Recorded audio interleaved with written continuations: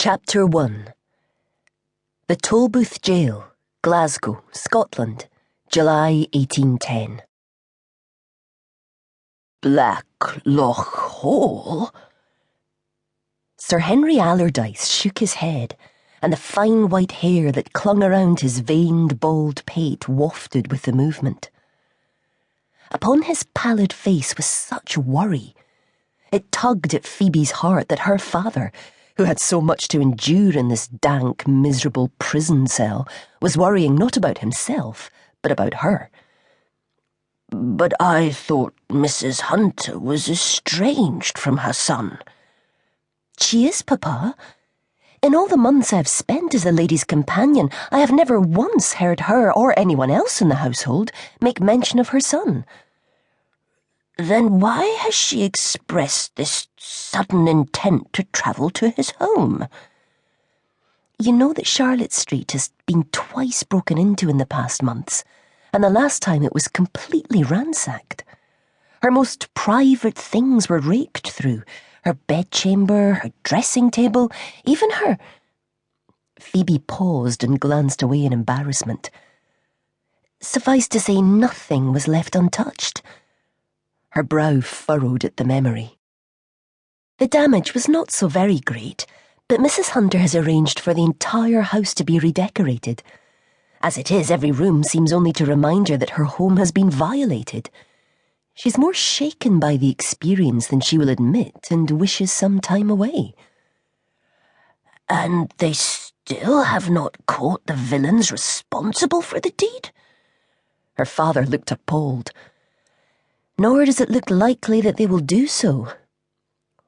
"What has the world come to when a widow alone cannot feel safe in her own home?" He shook his head. "Such a proud but goodly woman. It was generous of her to allow you to come here today. Most employers would have insisted upon you accompanying her to Black Loch Hole immediately."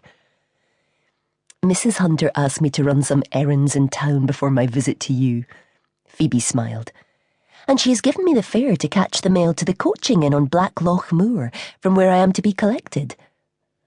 "Good," he said, but he gave a heavy sigh and shook his head again. "You must not worry, Papa.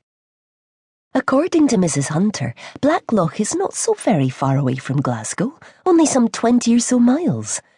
So she has agreed that our weekly visits may continue. As you said, she really is a good and kind employer, and I am fortunate indeed." She took his dear old hand in her own, and feeling the chill that seemed to emanate from his bones, chafed it gently to bring some warmth to the swollen and twisted fingers. "And she inquires after your health often." "Oh, child," he murmured, and his rheumy eyes were bright with tears. "I wish it had not come to this. You left alone to fend for yourself and forced to lie to hide the scandal of a father imprisoned. She still believes that I am hospitalized?" Phoebe nodded. "And it must stay that way. For all of her kindness, she would turn you off in the blink of an eye if she knew the truth. Anything to avoid more scandal, poor woman. Heaven knows there was enough over her son." "You know of Mrs. Hunter's son? What manner of scandal?" He took a moment, looking not at Phoebe but at the shadowed corner of the cell, his focus fixed as if on some point far in the distance, and not on his ragged fellow inmate who was crouched there upon the uneven stone flags. The seconds passed until at last he looked round at her once more, and it seemed that he had made up his mind.